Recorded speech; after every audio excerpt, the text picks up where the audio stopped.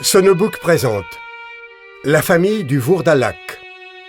Fragment inédit des Mémoires d'un inconnu de Alexeï Tolstoï. Lu par Michel Chéniaud.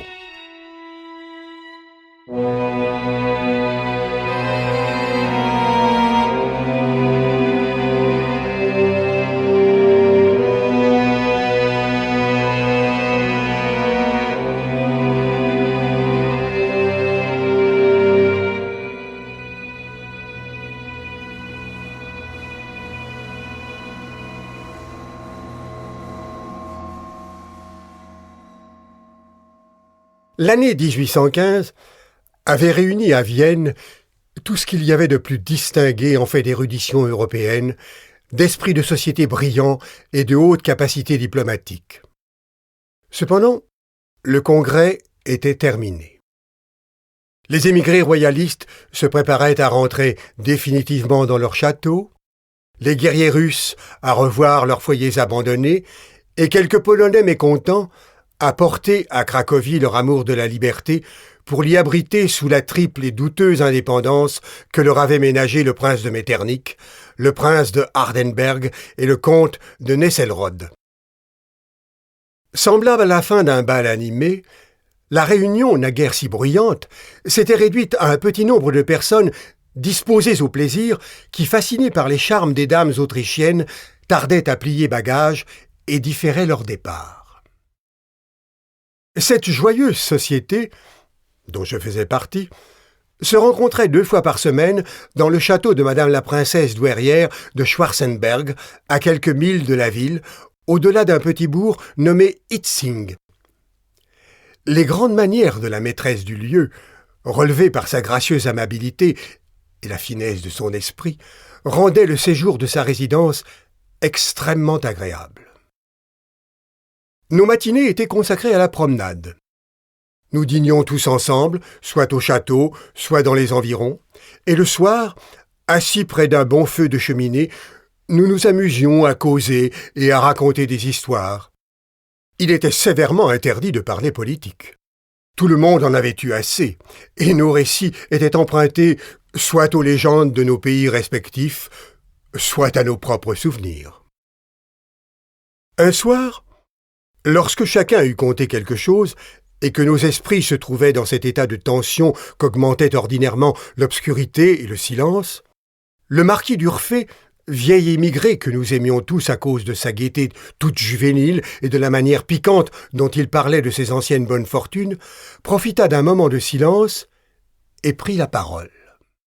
« Vos histoires, messieurs, sont bien étonnantes sans doute, mais il m'est avis qu'il leur manque un point essentiel, je veux dire celui de l'authenticité, car je ne crois pas qu'aucun de vous ait vu de ses propres yeux les choses merveilleuses qu'il vient de narrer, ni qu'il en puisse affirmer la vérité sur sa parole de gentilhomme. » Nous fûmes obligés d'en convenir, et le vieillard continua tout en caressant la dentelle de son jabot. « Quant à moi, messieurs, je ne sais qu'une seule aventure de ce genre, mais elle est à la fois si étrange, si horrible et si vraie, qu'elle suffirait à elle seule pour frapper d'épouvante l'imagination des plus incrédules. J'en ai été malheureusement témoin et acteur en même temps, et quoique d'ordinaire, je n'aime pas à m'en souvenir, je vous en ferai cette fois volontiers le récit, dans le cas que ces dames veuillent bien me le permettre. L'assentiment fut unanime.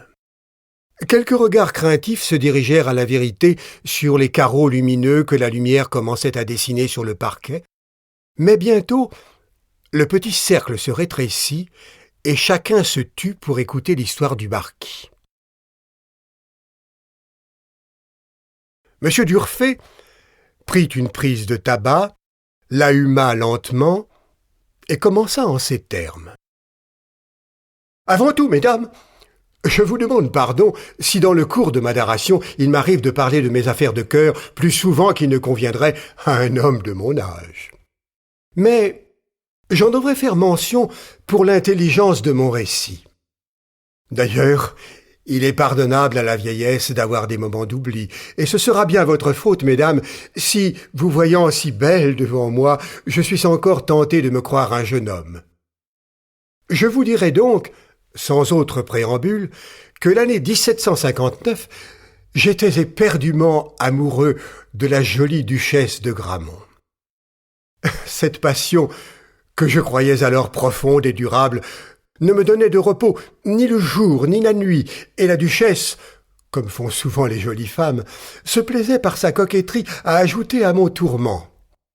Si bien que, dans un moment de dépit, j'en vins à solliciter et à obtenir une mission diplomatique auprès du Hospodar de Moldavie, alors en pourparlers avec le cabinet de Versailles, pour des affaires qu'il serait aussi ennuyeux qu'inutile de vous rapporter. La veille de mon départ, je me présentai chez la duchesse. Elle me reçut d'un air moins railleur que d'habitude et me dit d'une voix où perçait une certaine émotion: « D'Urfé, vous faites là une grande folie. Mais je vous connais, et je sais que vous ne reviendrez jamais sur une résolution prise. Ainsi, je ne vous demande qu'une chose. Acceptez cette petite croix comme un gage de mon amitié et portez-la sur vous jusqu'à votre retour. C'est une relique de famille à laquelle nous attachons un grand prix. » Avec une galanterie déplacée peut-être dans un pareil moment, je baisai non la relique, mais bien la charmante main qui me la présentait, et je passai à mon cou la croix que voici et que depuis je n'ai jamais quittée.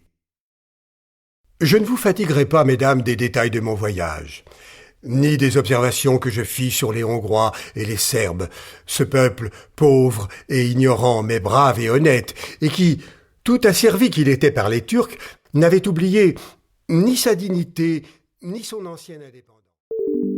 Nous espérons que vous avez apprécié cet aperçu. Pour continuer à écouter ce livre audio sur Google Play Livres, utilisez le lien dans la description de la vidéo.